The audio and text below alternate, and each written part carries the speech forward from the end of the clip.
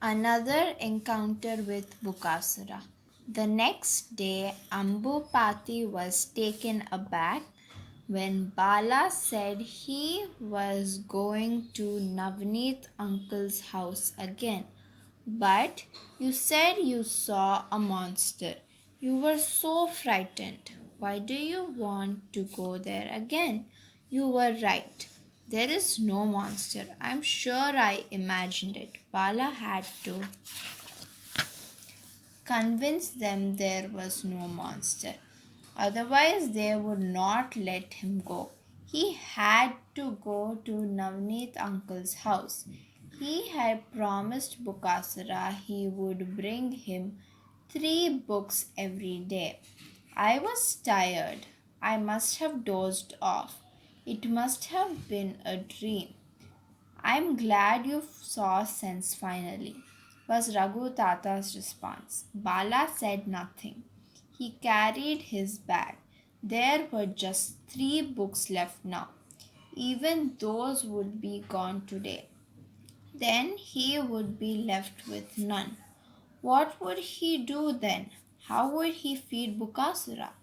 Bala decided to worry about that later.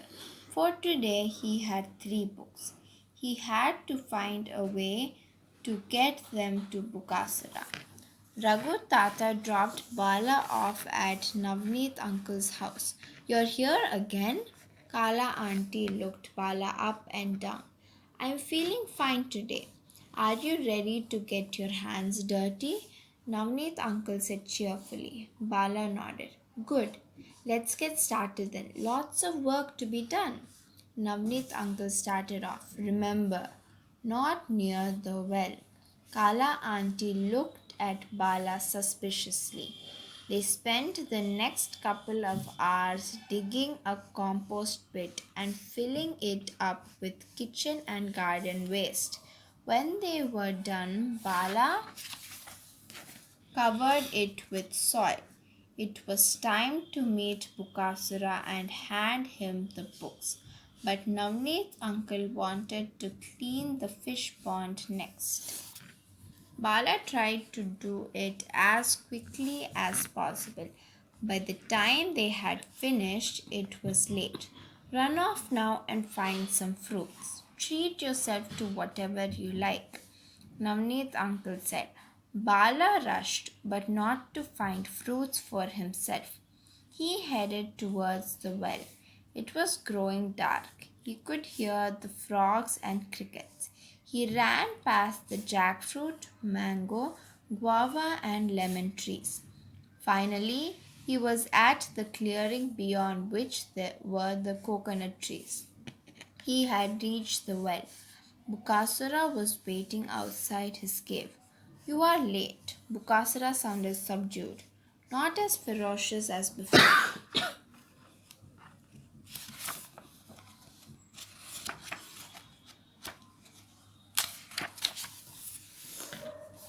Whatever you gave me yesterday didn't agree with my tummy.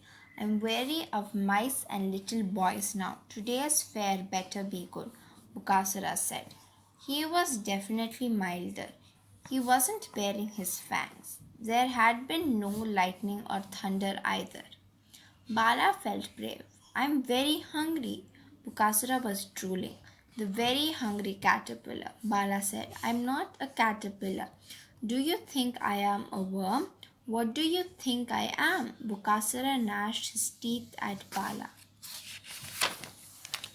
Cave baby, Bala said. You called me a baby? Bukasura snarled. Scaredy squirrel. Bukasura was frothing at every mouth by now. I brought you 3 books, The Very Hungry Caterpillar, Cave Baby, and Scaredy Squirrel. Bala handed over the books. Bukasura licked his lips and proceeded to eat the books.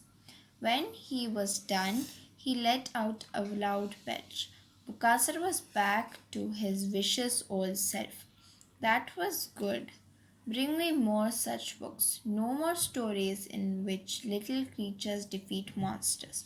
Do you understand? Bukasura bellowed. Bala nodded obediently and walked back deep in thought. No monsters today, eh? Raghu Tata was waiting for Bala. Bala said nothing. He did a lot of work in the garden. Navneet uncle looked at Bala fondly. Raghu Tata seemed happy to hear that. They left for home.